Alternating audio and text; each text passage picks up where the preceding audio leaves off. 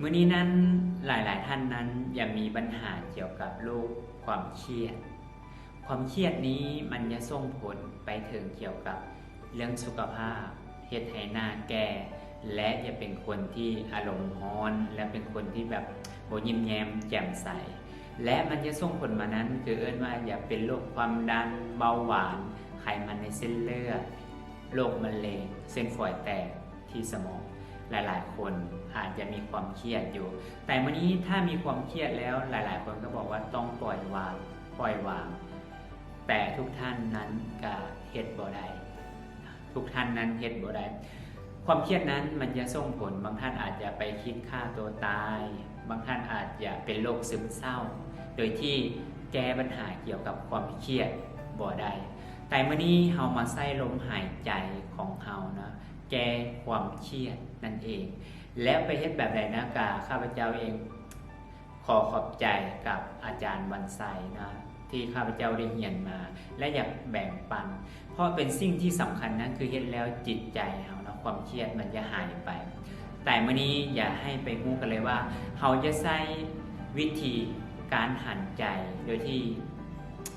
หันใจเข้าและหันใจออกนะให้บำบัดเกี่ยวกับเรื่องความเครียดนั่นเองตอนนี้เราไปเบิ่งกันเลยเจ้าวิธีที่1นั้นคือว่าเราต้องหลับตาก่อนที่จะเฮ็ดคือสัญลักษณ์คือเราต้องหลับตาแล้วหันใจเข้าทางดำหันใจเข้าแล้วก็หันใจออกทางดำคือเก่าและงับปากไว้นั่นเองการที่งับปากนั้นเราจะเสียงอู้คือกับเสียงเพิ่งเสียงเพิ่งออกมาแต่ว่าบ่ให้ลมออกจากปากเนาะให้ออกจากดำแต่ตอนนี้เราไปเบิ่งวิธีเฮ็ดกันเลยเนาะข้อสำคัญนั้นเราต้องหลับตาและหันใจเข้าลึกๆหันใจเข้าลึกๆ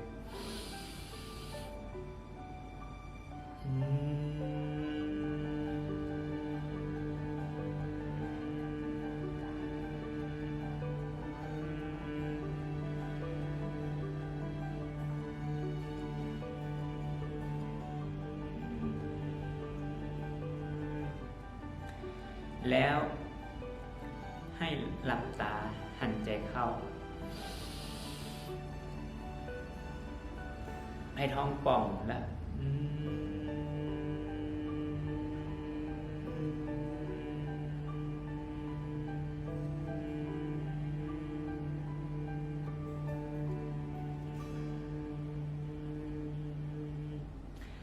แล้ว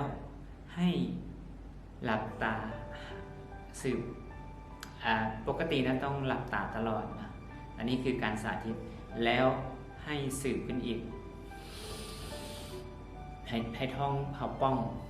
แล้วงับปาก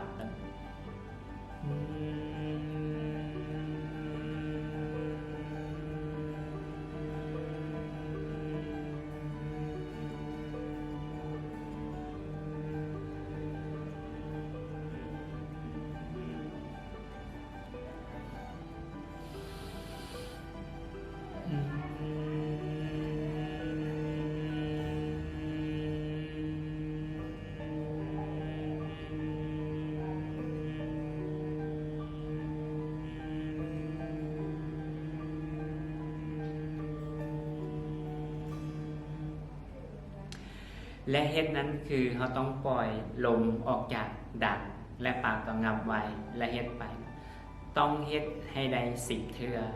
และความเครียดของท่านอย่าหายไปเพราะว่าการที่หายใจที่เราเฮ็ดแบบนั้นมันเฮ็ดให้ร่างกายเรานั้นมันสะท้านสะเทือนที่ภายในและมันเฮ็ดให้ทุกท่านนั้นผ่อนเกี่ยวกับเรื่องความเครียดแต่ต้องเฮ็ด10 เทื่อให้ทุกท่านต้องเฮ็ด10 เทื่อและก็เฮ็ดตาม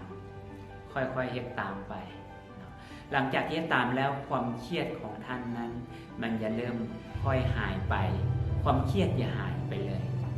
เฮ็ด10 เทื่ออันนี้คือวิธีที่แก้ความเครียดโดยที่เราอย่าไปเครียดหลายการที่เครียดนั้นมันจะส่งผลเกี่ยวกับเรื่องธุรกิจคนรอบข้างนะถ้ามื้อนี้เราอารมณ์บ่ดีหรือว่าเราเป็นอารมณ์ที่ใจร้อนนะการเว้าหยังออกมาปุ๊บโดยที่บ่เกรงใจคนอื่นเลยมันเทศแบบบางทีนั้นเอิ้นบอกว่า อ่าแค่คำเว้าคำเดียวเนาะมันบ่ถือกันตลอดชีวิตได้แต่มื้อนี้เราต้องมาแก้วิธีแก้ความเครียดลองถ้าท่านได้เห็นคลิปแล้วเอาไปเฮ็ดตามลองเบิ่งเอาไปเฮ็ดตามลองเบิ่งถ้าได้ผลก็อย่าลืมนะอินบ็อกเดี๋ยวว่าคอมเมนต์นะอยู่ในกองนี้ให้คือตอนนี้คืออยากให้ทุกท่านเนาะคือถ้าได้เข้าไปแล้วก็เอิ้นว่าเพจเมืองลาวขายดีแล้วก็จะมี YouTube เมืองลาวขายดีนะก็จะไปสะพายไปกดติดตามกันเนาะเพื่อไปกดกระดิ่งให้ได้นะเพื่อเขาจะมีคลิปออกมา ตัวนี้มันจะส่งผลและมันได้ถ้าเราเฮ็ดได้นี่มันจะเฮ็ดให้ความเครียดเราหายไปเราต้องเฮ็ด10 เทื่อนะครั้งหนึ่งต้อง10 เทื่อแต่ว่าข้อสำคัญนั้นถ้าท่านใดยังบ่เข้าใจก็ต้องเบิ่งคลิปซ้ำๆนะแล้วก็ลองไปปฏิบัติเบิ่งเพราะว่ามันเฮ็ดได้แท้แล้วข้อสำคัญนั้นถ้าเราเฮ็ดได้แล้วมันเฮ็ดให้เฮานุ่มขึ้นอีกนะมันเป็นสิ่งที่สำคัญเอิ้นว่ามันยึดให้เฮาหน้าตาเฮาบ่แก่เนาะถ้ามื้อนี้ท่านใดเห็นคลิปนี้แล้วก็อย่าลืมนะกดไลค์หรือกดแชร์นะก็สุดท้ายนี้ก็ขอขอบใจกับทุกท่านนะเจ้าสบายดี I love you I love you